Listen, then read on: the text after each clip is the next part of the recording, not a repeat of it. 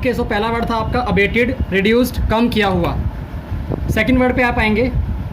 Second word आपका एब्स्टिमस, ABSTEMIOUS, इसे पढ़ते हैं एब्स्टिमस। एंड इसका इंग्लिश वर्ड है मॉडरेट। इंग्लिश वर्ड है मॉडरेट, MODERATE, मॉडरेट। और एक और वर्ड है इसका रिस्ट्रेंड, OR लगा के लिख सकते हैं आप, रिस्ट्रेंड, RESTRAINED। रिपीट कर रहा हूँ मैं, एब्स्टिमस का मतलब होता है मॉडरेट, और मॉडरेट का ही दूसरा मीनिंग होता है रिड्यूस्ड। ओके, अब इसका हिंदी वर्ड लिखेंगे आप। इसका हिंदी वर्ड होता है आपका संयमी। संयमी मतलब होता है वो इंसान जो किसी भी काम को सोच समझ के करे, जिसके अंदर पेशेंस होता है, उसी के लिए हम वर्ड यूज़ करते हैं क्या, एब्स्टिमस। मान लीजिए किसी का इंटरेस्ट है कुछ खाने का, लेकिन उसको पता है हमारे लिए हेल्दी नहीं है, तो वो उस चीज़ का परहेज करेगा, उसे खाएगा नहीं, यानी उस इंसान को हम बोलेंगे संयमी, मॉडरेट बोल सकते हैं उसे हम। और एब्स्टिमस उसे आप ऐसे याद कर सकते हैं कि वो एब्सेंट है, उस चीज़ को खाने से वो परहेज कर रहा है। ओके, अगले वर्ड पे आएंगे आप। थर्ड वर्ड हमारे सामने है आज का, वो है एबिस, ABYSS।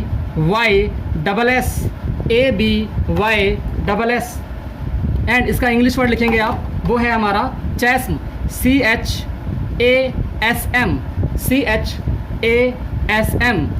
और इसी का एक और वर्ड लिखेंगे आप, जॉर्ज, GORGE।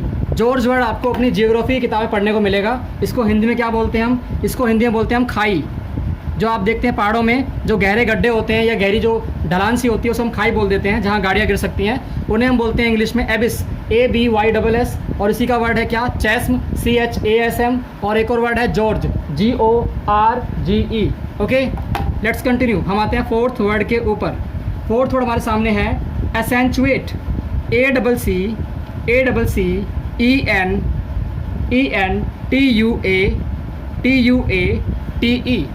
रिपीट कर रहा हूँ मैं, एसेंचुएट, ACCENTUATE, एसेंचुएट। एंड इसका जो मतलब है वो लिखेंगे आप मेक मोर नोटिसेबल। पहले आप नोटिस लिखेंगे, उसके बाद आप पीछे एबल लगा देंगे, नोटिसेबल। इसका मतलब क्या होता है, यानी किसी भी चीज़ के ऊपर बल देना। मान लीजिए कि आप कुछ बात बता रहे हैं, लेकिन आप किसी भी एक बात पे फोकस कर रहे हैं, बार बार उस पर जोर दे रहे हैं, तो उसे हम बोलते हैं क्या, एसेंचुएट करना, किसी भी बात पे बल देना। लिख लो हिंदी में, बल देना। हिंदी में लिख सकते हैं आप, बल देना।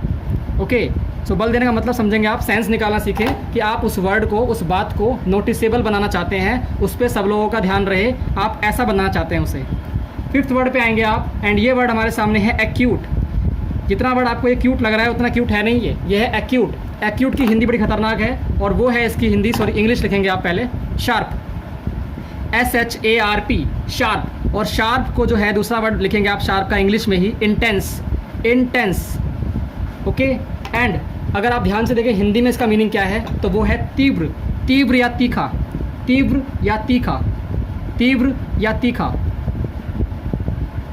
तो आपने सुना होगा कि जो छोटे बच्चे होते हैं वो क्यूट होते हैं, लेकिन वो तेज़ भी होते हैं, चंट भी होते हैं एक नंबर के ना, तो बेसिकली उन्हें बहुत दिमाग होता है, तो वो एक्यूट ऐसे याद कर सकते हो। याद करने का तरीका बता रहा हूँ आपको मैं। इस वर्ड का मेरे एक्सप्लेनेशन से कोई ताल्लुक नहीं है, just for sake of learning हम इसके लॉजिक निकाल रहे हैं। तो एक्यूट का मतलब क्या हुआ, शार्प, इंटेंस, तीव्र या तीखा। ठीक है, हम आते हैं अगले वर्ड पे, और हमारे सामने सिक्स्थ वर्ड है एडवर्सरी।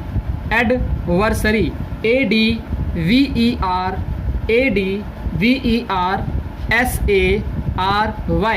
दोबारा बोल रहा हूँ मैं, ADVERSARY। और इसका जो इंग्लिश वर्ड है वो लिखेंगे पहले आप, इसको बोलते हैं हम ओपोनेंट, OPPONENT।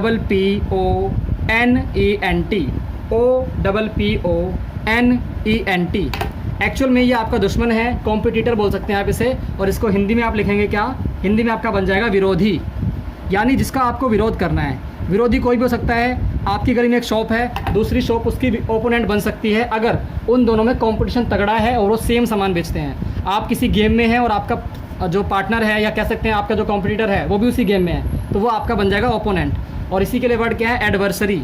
अच्छा, आपने एडवर्स पढ़ा होगा। एडवर्स का मतलब क्या होता है, बुरी कंडीशन। एडवर्स कंडीशन मतलब बुरी कंडीशन। तो एडवर्सरी से बना वर्ड, ये आपका रूट वर्ड क्या हो जाएगा, एडवर्स। एडवर्स से बना है एडवर्सरी, बिकॉज उसका मतलब ही क्या होता है, बुरी कंडीशन, और ओपोनेंट भी क्या करेगा आपके लिए, वो आपके लिए बुरी कंडीशन बनाएगा। ओके, तो ये वर्ड था आपका एडवर्सरी, इसी को बोलते हैं ओपोनेंट, और ये है आपका विरोधी। हम 7th वर्ड पे आएंगे, और 7th वर्ड हमारे सामने क्या है, एलिजेंस, ALLEGIANCE।